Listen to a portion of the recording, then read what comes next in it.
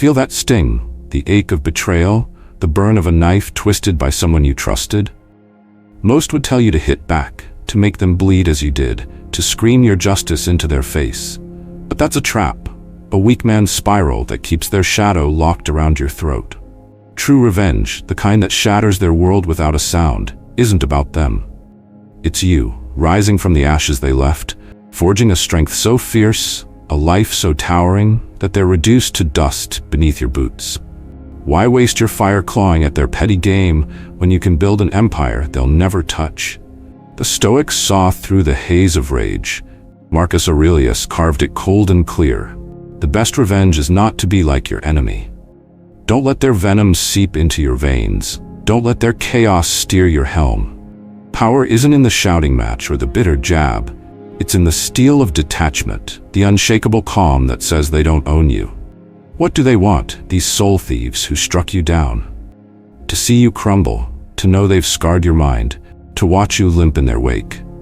Deny them. Become so vast, so disciplined, so relentless that their existence fades to a whisper you don't even hear.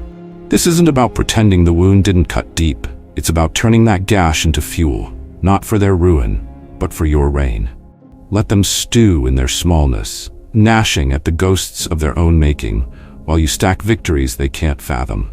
The Stoic doesn't grovel or growl. He stands, he builds, he thrives, until the ones who dared to break him are nothing but a faint echo, powerless against the life he's forged.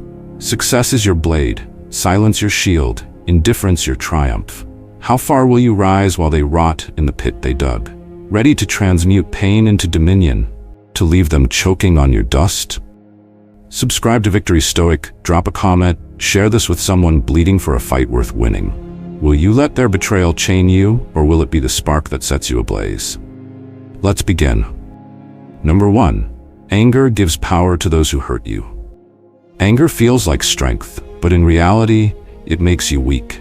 The moment someone can trigger your rage, they control you. Your thoughts revolve around them, your emotions become reactive, and your focus shifts from your goals to your grudges.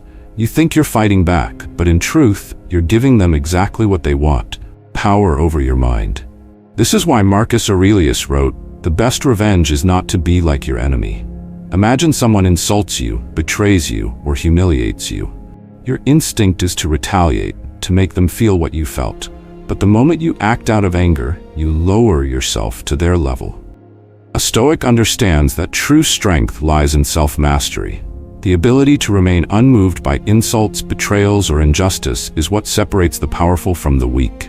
Take the example of James, a man who was blindsided by his business partner, Robert. For years, they worked together. But when an opportunity arose for Robert to take full control, he did so without hesitation, pushing James out. Furious, James wanted to expose Robert, ruin his reputation, and destroy everything they had built. But then he asked himself, will my anger fix this, or will it only keep me stuck? Instead of reacting, James redirected his energy. He built something better, smarter, and stronger. He succeeded without needing to destroy Robert. And in the end, Robert's guilt and failure to sustain their business became his own downfall. James never had to lift a finger. His success spoke for itself. That is the essence of Stoic revenge. Not to destroy, but to rise beyond. Epictetus once said, if someone can make you angry, they are your master. The moment you allow someone else to dictate your emotions, you surrender control. A Stoic does not let his enemies live in his mind rent-free. He does not let hatred or resentment dictate his actions. The best revenge is complete emotional detachment and undeniable success. So when someone wrongs you, ask yourself, do I want to be controlled by my emotions? Or do I want to be in control of my destiny? If you choose the second, let go of the anger. Not for them, but for yourself. Let them watch as you rise, unaffected, unshaken, and unstoppable. That is how you truly win. Number 2, silent success is the most devastating revenge. Revenge is loud, but true victory is silent. The weak seek validation through confrontation, arguments, and public displays of superiority. They want their enemies to acknowledge their rise. But a Stoic knows that the most powerful form of revenge is to disappear into discipline, rise above all distractions, and re-emerge so far beyond their reach that their hatred turns into self-destruction. You do not need to prove yourself to those who doubted you. Your success will haunt them louder than any words ever could. The power of absence. Let them wonder where you went. When someone wrongs you, betrays you, or underestimates you, their expectation is simple. They want a reaction. They want to see you crumble, to see you lash out, to witness the chaos they caused. They expect to occupy your mind, to see you trapped in the same emotions they inflicted upon you. But what happens when you vanish instead? When you do not beg for explanations, when you do not seek closure, when you do not waste even a single breath on them? The silence begins to eat away at them. They start to wonder, is he suffering? Is he angry? Does he even care?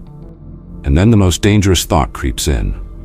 What if he's thriving? Nothing is more unsettling to your enemies than the realization that their betrayal did not break you.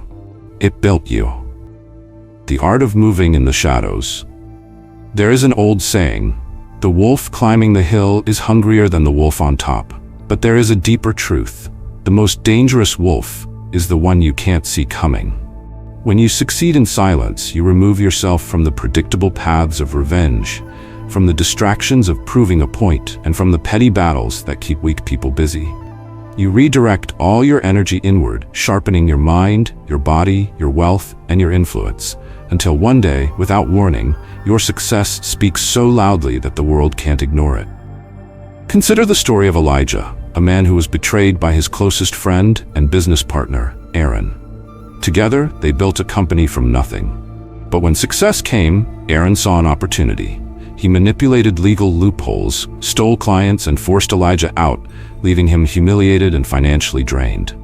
Aaron expected rage, lawsuits, and public retaliation.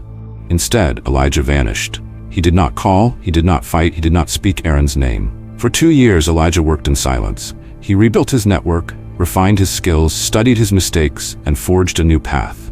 Meanwhile, Aaron sat comfortably in his stolen success, believing he had won.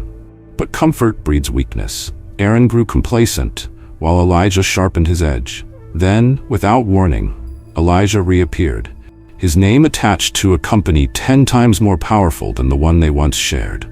The very people who once did business with Aaron had moved on, drawn to the excellence Elijah had cultivated in the shadows. No confrontation, no drama, no need for words, just dominance. Aaron tried to ignore it at first, but silence is louder than words. He checked Elijah's social media, hoping for signs of struggle. There were none. He asked old contacts about. Every answer confirmed his worst fear. Elijah had moved so far beyond him that his betrayal no longer mattered. That is the moment true revenge is complete, not when your enemies suffer, but when they realize they are no longer relevant. A Stoic does not chase, he builds, Epictetus once said. If you wish to be powerful, pretend to be indifferent. This is not about faking apathy. It is about understanding that your greatest revenge is not in chasing your enemies, but in becoming untouchable. Weak men waste time trying to be seen. Strong men disappear and build until their absence is undeniable. True success does not require announcements. It does not need validation. It does not beg for recognition. The strongest men in history did not seek approval. They built legacies so unshakable that history had no choice but to remember them. Your enemies do not deserve your anger. They deserve your silence, your focus, and the haunting realization that their betrayal was nothing more than fuel for your greatness. Let your silence become their obsession. If someone has wronged you, do not argue. Do not seek to prove them wrong. Do not waste your energy on explanations or confrontations. Disappear into your work. Build, grow, evolve. Let them wonder. Let them spiral into paranoia, searching for evidence of your failure, only to find nothing but your success. Weak men scream for revenge. Strong men understand that the greatest revenge is to become something they cannot touch, cannot reach, and cannot understand. So ask yourself, do I want to be distracted by their existence, or do I want to be so powerful that their existence no longer matters? If you choose the second, walk away, cut the ties, erase their presence from your mind, focus every ounce of your energy on your own elevation. And when the time comes, let them look up and realize you are no longer in their world. That is the most devastating revenge of all. Number 3. Living well is the most ruthless revenge. A king does not argue with peasants. He does not lower himself to trade insults with those beneath him. He does not seek vengeance against those who whisper in the shadows. He simply rules. His existence alone is enough to remind his enemies of their own insignificance. This is the essence of true revenge. Not to destroy them, but to let them destroy themselves through envy, regret, and self-inflicted misery. Imagine standing at the top of a grand palace, looking down at the ones who once tried to bring you down. They are still there, stuck in the same small lives, repeating the same excuses, clinging to the same bitterness. They watch as you rise, knowing that they had their chance to build, to improve, to elevate themselves. But instead, they chose to envy, to resent, to sabotage. And now, all they have left is the knowledge that their betrayal did not break you. It made you untouchable.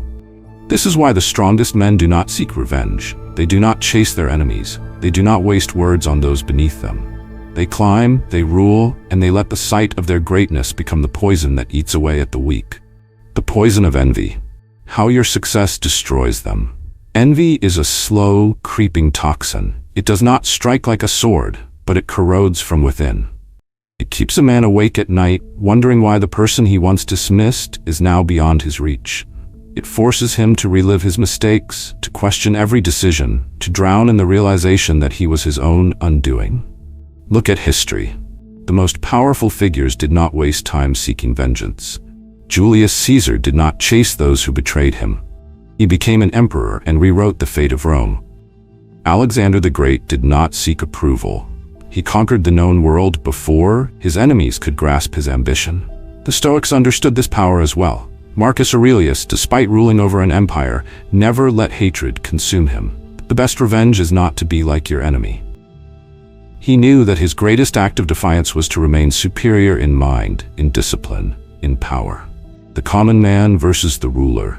Why they will never escape their own misery. There are two types of people, those who build and those who tear down. The builders, those who work in silence, who improve themselves, who seek mastery, eventually rise. The destroyers, those who gossip, who sabotage, who manipulate, eventually choke on their own bitterness.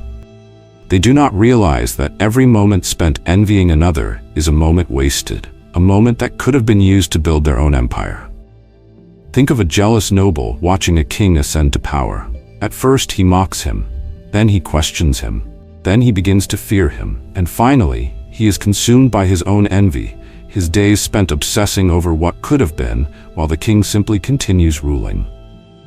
The only way to win? Make them irrelevant. Weak men want your attention. They want to see you react, to see you argue, to see you care. But the most painful thing you can do to them is not acknowledge their existence. A ruler does not concern himself with the whispers of the court. He does not stop his empire to address the complaints of nobodies. He simply continues, while they remain trapped in their own smallness. If someone has wronged you, do not waste time plotting against them. That only means they still matter to you. Make them irrelevant. Make them small. Make them ghosts. Focus entirely on your own empire, your mind, your body, your wealth, your influence. Rise so high that when they look at you, they do not see a man. They see a monument to their own failure. Let their envy be their punishment. There is no need for confrontation, for petty games, for proving a point. Your existence is proof enough. Your success will become the reminder they cannot escape, the wound they cannot heal, the mirror that reflects everything they could have been. And as they sit in their own bitterness, unable to undo what they have done, unable to reverse time, they will realize your revenge was never an attack. It was the simple, undeniable fact that you are now untouchable. So ask yourself, do you want to waste time in the dirt, wrestling with those beneath you? Or do you want to ascend, leaving them to destroy themselves? If you are wise, you already know the answer. Rise, rule, and let them watch. Number 4. Emotional control is the deadliest weapon. The most powerful man in any room is not the loudest. He is not the one who throws insults, who fights back impulsively, who lets others dictate his state of mind. The most powerful man is the one who remains unmoved. He observes, he calculates, he decides when and how to act, if at all. Because the moment someone can provoke you, they own you.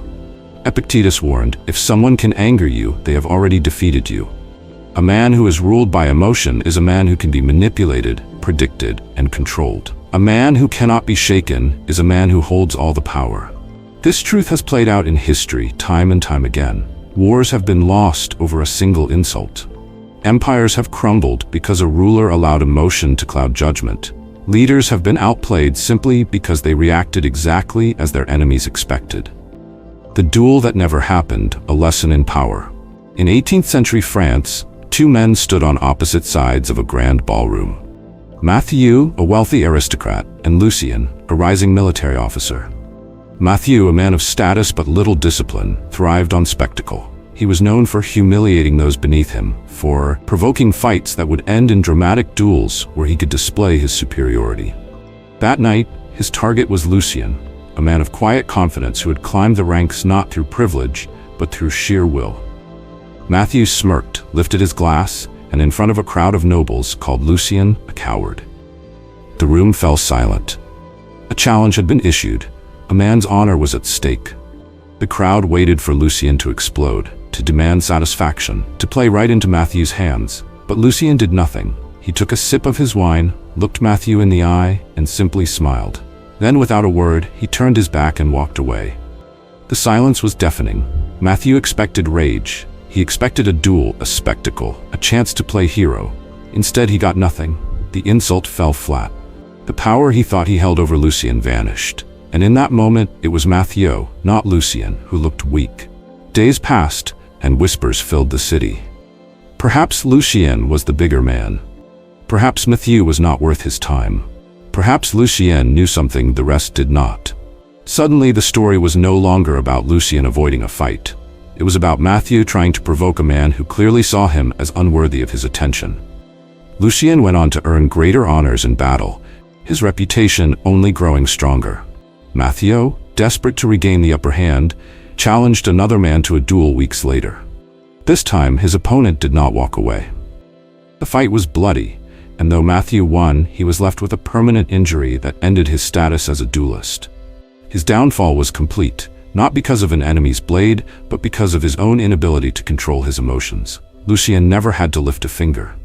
His composure, his silence, his refusal to play the game destroyed Mathieu more thoroughly than any duel ever could. Why control is the ultimate weapon? This is the power of emotional control. Your enemies want a reaction. They want to see you flinch. They want to know they can get inside your head. The moment you react, you tell them exactly where your weaknesses are. You let them know what bothers you, what breaks you, what forces you to lose focus. But if you do not react, if you remain calm, indifferent, and unshaken, they lose all leverage. A Stoic does not engage in battles he does not need to fight. He does not waste energy on the petty provocations of small men. He understands that true power is not in domination, but in restraint. The ability to remain unmoved in the face of insults, betrayal, and manipulation is what separates those who rule from those who are ruled. The modern world is no different from that ballroom in France. Every day, people will try to provoke you, on social media, in the workplace, in personal relationships. They will poke, they will prod, they will push, hoping to get a reaction. Because a reaction means they have control. The moment you lash out in anger, you lose. But if you can stand firm, if you can let their words dissolve into nothing, they will be left fighting shadows. And in the end, they will destroy themselves. So ask yourself, when someone insults you, do you fight back blindly? Or do you stand above them, letting their words fall uselessly to the ground? When someone tries to provoke you, do you let them dictate your emotions? Or do you hold your silence, making them question their own power? A man who cannot be angered is a man who cannot be controlled. And a man who cannot be controlled will always have the upper hand. Number 5. Who do they think they are? Not everyone deserves your reaction. A king does not stop to argue with every peasant who hurls insults from the roadside. A lion does not roar back at every barking dog. So why should you waste even a second of your time reacting to those who are beneath you? Most people live in constant reaction. They let others dictate their emotions, their focus, their energy. They allow insignificant people to steal their peace, to manipulate their state of mind, to drag them into pointless conflicts. But a man who understands his own worth who knows what he is building, does not lower himself to entertain the noise. He does not fight battles that do not serve his purpose. The game of the weak, dragging you down to their level. Weak people thrive on conflict. They want your reaction, not because it will change anything, but because it gives them a sense of power. They cannot elevate themselves, so they try to pull others down.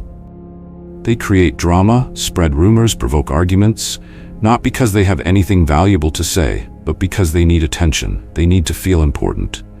And if you engage, if you let their words trigger you validate them. Imagine a man working tirelessly to build his empire. Every day he sharpens his mind, strengthens his body, and pushes forward. Then, one morning, a fool on the street mocks him. If he stops to argue, if he wastes time proving himself to this nobody, he is no longer the builder. He has become just another man shouting on the street. Meanwhile, the man who ignored the insult, who kept walking, who focused on his empire, he wins without even trying. The world is full of distractions, and many of those distractions come in the form of people. People who do not deserve your attention, your energy, or your reaction. They do not deserve a place in your mind, yet many give it to them freely. Before you let someone anger you, before you explain yourself to someone who does not matter, ask yourself, do they deserve a reaction from me? Have they earned my time? Will engaging with them bring me closer to my goals? When ignoring someone is the ultimate power move. Silence is not weakness, it is a weapon. When you refuse to react, when you act as if they do not exist, you force them to face their own insignificance. You send one clear message: you are not worth my time. And that is a truth that stings far deeper than any insult you could throw back. Think of historical figures who mastered this art. Marcus Aurelius, an emperor surrounded by betrayal, insults, and political enemies, did not waste time on petty conflicts.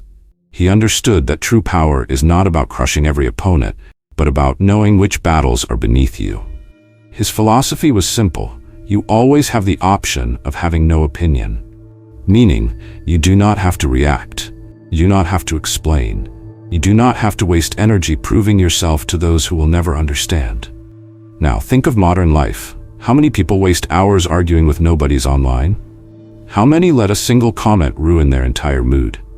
How many lower themselves just to prove a point to someone who will never matter? They lose sight of the bigger picture. They give their power away. The strong do not engage, they move forward. A warrior does not swing his sword at every fool who taunts him. He saves his energy for the battles that matter. Your time, your focus, and your energy are your most valuable resources. Do not spend them on the undeserving.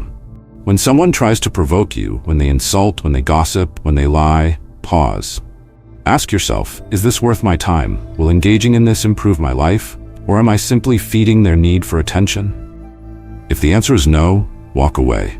Let them drown in their own irrelevance. The best revenge is indifference. The ultimate insult is silence. Not because you are weak, but because you are too focused on your mission to be distracted by insects. So the next time someone tries to pull you into their small, meaningless battle, remind yourself, they are not worth it, and keep moving forward. Number 6, don't seek fairness, create it for yourself.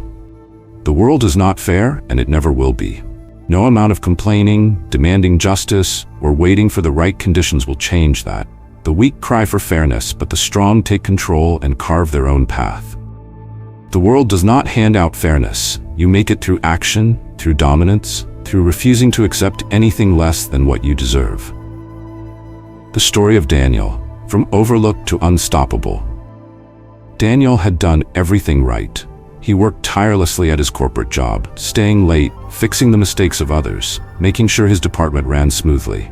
For 5 years, he had watched his coworkers slack off while he carried the weight of the team. Every time a promotion opportunity came up, he thought, this is it. This time, they'll see my worth. But they didn't.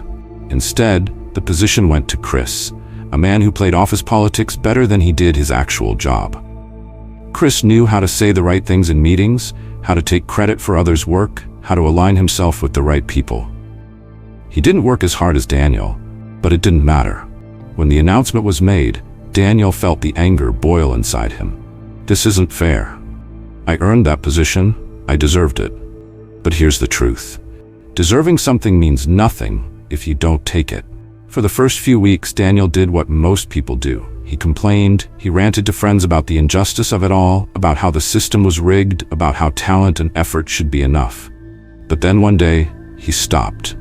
Because he realized something brutal. Complaining wouldn't change his situation. Justice wasn't coming. If he wanted fairness, he would have to create it himself. So Daniel made a decision. He stopped waiting for promotions, stopped hoping for recognition, stopped relying on a broken system to reward him. Instead, he built his own escape. After work, he stopped wasting time on distractions and started learning skills outside his job. Leadership, business strategy, personal branding. He networked with people outside his company, learned what it took to start something of his own. He worked in silence while his co-workers wasted their evenings on Netflix and social media. 1 year later, an opportunity came, a startup looking for a director. The role was beyond what he had at his current job, something that wouldn't have been possible before. But now, he had built the skills, the confidence, the network. He took it. When he submitted his resignation, his old boss was shocked. They had expected him to stay, to accept the way things were. They had never considered that he would make his own way. And Chris, the man who had taken the promotion Daniel once wanted, a year later, he was still in the same place, struggling, out of his depth, barely keeping up. Because he had relied on the system to reward him, while Daniel had built himself to a level where the system no longer mattered. The difference between the weak and the strong. The weak think fairness is something to be given to them. They demand higher wages, better treatment, more recognition, all while refusing to take control of their own lives. They protest, they wait, they wish for a system that caters to them. But the world does not reward weakness. The strong, on the other hand, do not ask for fairness. They create it. They understand that life is not about waiting for justice. It's about tilting the odds in your favor through skill, strategy, and action. Look at history. The most powerful men, leaders, entrepreneurs, warriors did not sit around hoping for fairness. They built empires, they crushed obstacles, they refused to let external conditions dictate their fate. Fairness is an illusion. Power is real. How to make the world fair for yourself. 1. Stop expecting recognition. No one is coming to reward you for your hard work. If you want more, take more. 2. Find leverage. If the system is against you, build your own system. Learn skills that make you irreplaceable. Create options for yourself. 3. Make yourself undeniable. The best revenge is becoming so valuable that the world has no choice but to take notice. 4. Move in silence. The strong do not waste time complaining. They strategize, they build, and they strike when the time is right. 5. Remember, the weak demand fairness, the strong create it.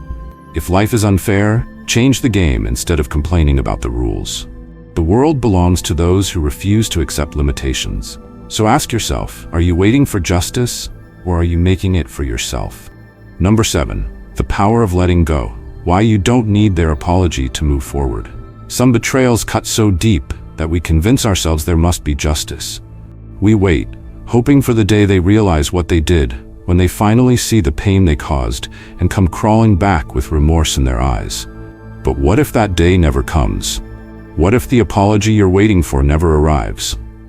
The truth is, some people will never feel guilty, never regret, never acknowledge the damage they've done. And the sooner you accept that, the sooner you free yourself from the weight of expecting something that may never happen. You see, guilt requires self-awareness. It requires a conscience. But not everyone has the ability or the willingness to look inward and face their own flaws. Some will justify their actions, twisting the narrative so they are never the villain. Some will convince themselves that what they did was necessary, that they had no other choice. Some simply do not care enough to reflect at all. And here's the hardest truth to accept. You cannot force someone to feel guilt. No amount of explaining, proving, or confronting will change them if they are not willing to change themselves. So what do? You let go. Not for them, but for you. You stop waiting for an apology, stop needing validation, stop looking back.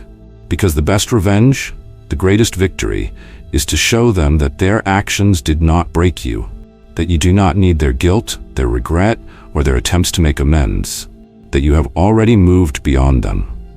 When you release the expectation of an apology, you reclaim your power. Think of all the time and energy wasted on reliving old wounds, crafting the perfect response if they ever reach out, rehearsing what you would say if given the chance. What if you redirected that energy into yourself? Into healing, into growth, into building a life so full, so complete, that their absence becomes nothing more than a distant memory. Because the irony is, the moment you truly stop needing their apology is the moment they lose all power over you. Some people never look back. But that doesn't mean you have to stay stuck in the past. Moving on is not about forgetting, nor is it about pretending the pain didn't exist. It's about accepting that the apology won't change anything, that even if they did say they were sorry, it wouldn't undo what happened. The only thing that can truly heal you is the life you create moving forward. A life where you are no longer defined by what they did to you, but by what you did after. So let them be. Let them live with their choices whether they acknowledge them or not. Maybe one day they will see the truth. Maybe they won't. Either way, it's no longer your burden to carry. Release the weight, walk away with dignity, and step into the future knowing that you are whole, with or without the words you once longed to hear. Number 8. Use betrayal as a lesson to become stronger. Betrayal is a wound, but it does not have to be a weakness. It can be a lesson, a weapon, a force that sharpens you into something stronger than you ever were before. You can let it break you, or you can let it build you. That choice is yours. When someone you trust turns against you, the first instinct is pain. You question everything. Why did they do it? What did you miss? Were you not enough? But the real question is, what can I learn? Because every betrayal teaches you something if you are willing to see it. It exposes the flaws in your judgment, the weaknesses in your defenses, the illusions you once held about people. It strips away the naivety that made you vulnerable and replaces it with understanding, with clarity, with strength. Look at history, at leaders, warriors, and great minds. The strongest among them were not those who avoided betrayal, but those who learned from it. Julius Caesar, betrayed by those closest to him, underestimated the power of envy. He trusted blindly, and it cost him everything. But others, those who paid attention, who took betrayal as a lesson rather than a death sentence, rose above it. They became wiser, more strategic, less easily shaken. Consider the story of Ethan. He built a business with his best friend, someone he trusted with everything. They started with nothing, worked late nights, made sacrifices. But when success came, greed followed. His friend, blinded by ambition, maneuvered behind his back, cut him out, and took everything they had built together. Ethan lost his company, his stability, and the belief that loyalty was unbreakable. At first it consumed him, the anger, the regret, the disbelief. He wanted revenge. He wanted to prove something. But then he realized, what good would that do? His former friend had already stolen years of his effort. Would he allow him to steal his future as well? Or would he rebuild, smarter this time, stronger, with a sharper understanding of the world? So Ethan started over, but differently. He no longer trusted blindly. He learned to protect his interests, to read people beyond their words, to recognize the early signs of betrayal before they could strike. He worked in silence, refining his skills, expanding his network, ensuring that what he built this time could not be taken from him so easily. And when he succeeded, when his new business outgrew the one he had lost, it was not out of revenge, but out of mastery. The betrayal had been painful, but it had been necessary. Without it, he would have remained blind to the realities of power, of human nature. Now he was unshakable. This is the power of betrayal. It forces you to evolve. If you let it, it can be the fire that burns away your weaknesses, leaving only the strongest parts of you behind. It teaches you about people, about trust, about resilience. It forces you to see the world for what it is, not what you wish it to be. And that knowledge, painful as it may be, is what separates the weak from the powerful. A Stoic does not dwell on what is lost. He takes what happens and turns it into something useful. Marcus Aurelius wrote, "You have power over your mind, not outside events. Realize this, and you will find strength." Betrayal is an outside event. You cannot control it, but you can control what you do next. Will you let it make you bitter, or will you let it make you better? The world will not spare you from pain. People will disappoint you, trust will be broken, But every wound can become a lesson. Every loss can become a tool. If you are wise, if you refuse to let bitterness consume you, betrayal can become the very thing that pushes you to a level you never would have reached otherwise. Let it teach you. Let it strengthen you. Let it forge you into something unstoppable. The best revenge is not destruction, it is transformation. So take the lesson, leave the past behind, and walk forward with the kind of strength that ensures you are never blindsided again. Number 9.